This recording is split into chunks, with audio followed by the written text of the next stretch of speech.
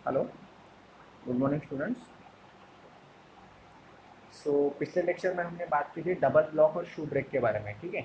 इसके पहले हमने बात की थी सिंगल ब्लॉक या फिर शू ब्रेक भी हम उसको बोल सकते हैं, ठीक है। फिर इसके बाद देखा था हमने डबल ब्लॉक और शू ब्रेक। आज हम बात करने वाले सिंपल बैंड ब्रेक के बारे में, ठीक है। सिंपल बैंड ब्रेक होता क्या है? A band brake consists of flexible band of leather on or more ropes or steel line with friction materials which embraces a part of circumference of the drum, ठीक है। इसमें क्या करते हैं, band use करते हैं। लेदर का एक बैंड होता है इस तरह सा, थोड़ा इसकी थिकनेस ज़्यादा रहेगी। इस तरह से क्या रहता है, एक बैंड रहता है। एक तो ये लेदर का भी रह सकता है, ठीक है, इस तरह से। एक तो ये लेदर का भी रह सकता है या फिर रोप्स के कॉम्बिनेशन, वन और मोर रोप्स, या फिर steel line with friction materials, उसका भी रह सकता है, ठीक है। Which embraces a part of circumference of the drum. तो सर्कमफरेंस ऑफ द डम मतलब जो आपका जो डम रहेगा, आपका जो डम रहेगा उसके ऊपर हम क्या करते हैं, इसको माउंट करते हैं। इसके ऊपर हम क्या करते हैं, इसको माउंट करते हैं। अब बैंड टेक जो आपको यहाँ पे देख रहे हैं, इसी को क्या बोलते हैं हम, सिंपल बैंड ब्रेक। इसी को हम क्या बोलते हैं, सिंपल बैंड ब्रेक, ठीक है। यहाँ पे देखो, इसी को क्या बोलते हैं, सिंपल बैंड ब्रेक। तो किससे बना रहता है, एक तो लेदर से बना रहता है या फिर वन और मोर रोप्स या फिर स्टील लाइन, ठीक है। ये आपको ध्यान में रखना पड़ेगा, ये आपको पूछ सकते हैं एक बार। उसके बाद in which one end of the band is attached to a fixed pin fulcrum of the lever while the other end is attached to the lever at a distance d from the fulcrum। अब इसमें क्या होता है, यहाँ पे देखो O point यानी कि फल्क्रम, एक एंड यहाँ का फल्क्रम को कनेक्ट है और दूसरा एंड एक बी पॉइंट को कनेक्ट है यहाँ, ठीक है। एक एंड कनेक्ट रहता है फल्क्रम को और दूसरा कनेक्ट रहता है दूसरे एंड को, ठीक है। सॉरी,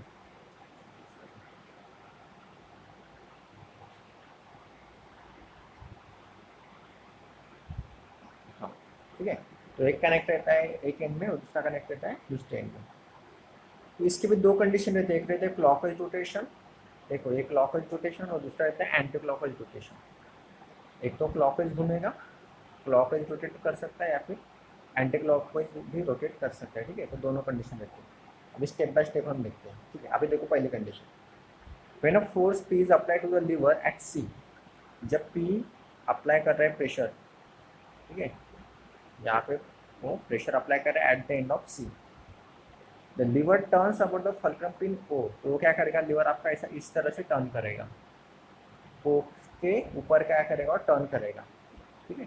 इस तरह से क्या करेगा और टर्न करेगा at the fulcrum point O and tightness the band on the drum and hill the brake apply. तो जैसे इसने ऊपर किया, इसका फोर्स लगा के हमने क्या किया, लीवर को ऊपर किया, तो वैसे क्या होगा, ये जो आपका बैंड है ये भी ऊपर की तरफ खींचेगा, ये ऊपर की तरफ ऐसा खींचेगा, ऊपर की तरफ खींचेगा, ऊपर की तरफ खींचेगा। तो ऊपर की तरफ खींचने की वजह से क्या होगा, जो आपका जो बैंड है, सॉरी आपका जो ड्रम है बीच में,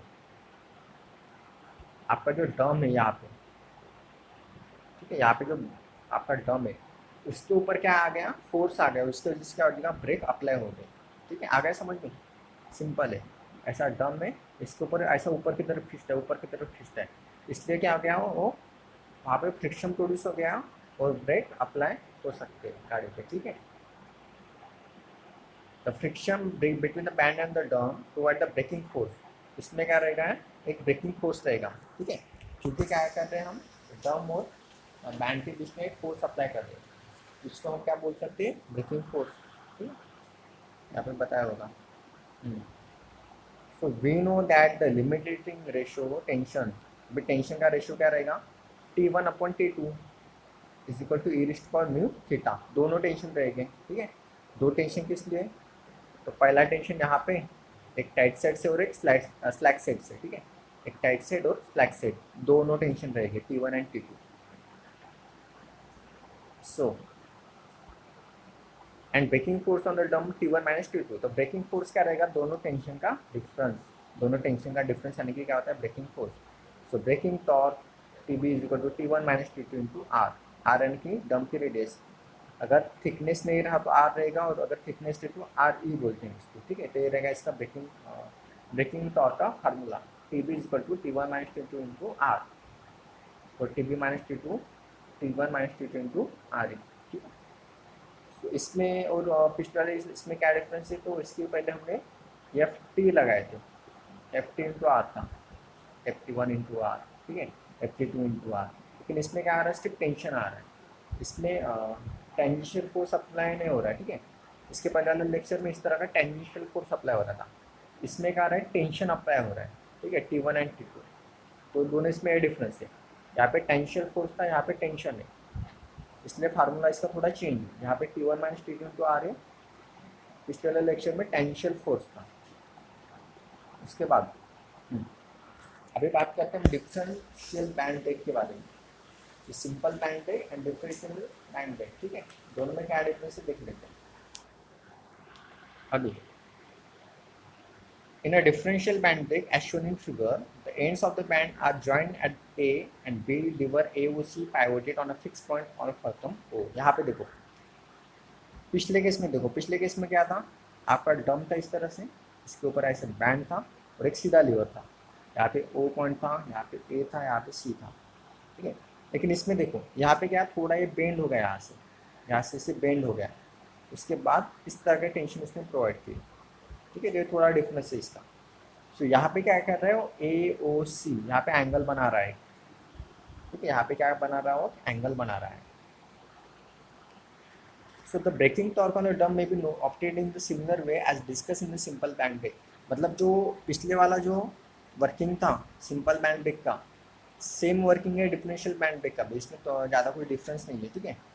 यहाँ पे भी आपको टेंशन लग रहे हैं, ठीक है, यहाँ पे भी टेंशन है, ड्रम है, इसके ऊपर बैंड है, यहाँ पे फल्क्रम का पॉइंट ओ है, यहाँ पे ए पॉइंट है, यहाँ पे बी पॉइंट है, यहाँ पे सी पॉइंट है, यहाँ पे लीवर है। इस तरह से फोर्स अप्लाई करेंगे, ऊपर की तरफ खींचेगा और ब्रेक अपनी अप्लाई होगी, ठीक है। Now considering the equilibrium of the lever AOC, it may be noted that when the drum rotates in the clockwise direction, the ends of the band attached to a line। हाँ, इसमें क्या होता है अभी, अगर समझो मान के चलो कि क्लॉकवाइज अगर रोटेट हो रहा है, अगर वो क्लॉकवाइज रोटेट होता है तो क्या होता है, the end of the band attach to A, जो ए के साइड में जो आपका एंड अटैच है, will be slack with tension 2 and the end of the band attach B will be tight with tension T1। तो ये आपकी tight side रहेगी, ये आपकी टाइट साइड रहेगी और ये आपकी स्लैक साइड रहेगी, ठीक है। एक इधर की टाइट साइड रहेगी और ऊपर की स्लैक साइड रहेगी, और इस पर क्या होता है, चेंज होता है, ये टाइट साइड रहेगी और ये स्लैक साइड रहेगी अगर एंटी क्लॉकवाइज रोटेट होता है तो, ठीक है। अब देखते हैं इसके फार्मूले क्या रहेंगे। So P into L, P into L, P into L plus T1 into B, T1 into B, P into L plus T1 into B is equal to T2 into A, T2 और ए का distance, B का distance हो गया PL का distance, ठीक है।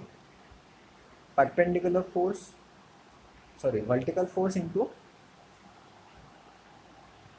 Vertical force and perpendicular distance, पहले P into L plus T1 into B और T2 इंटू ए, ठीक है।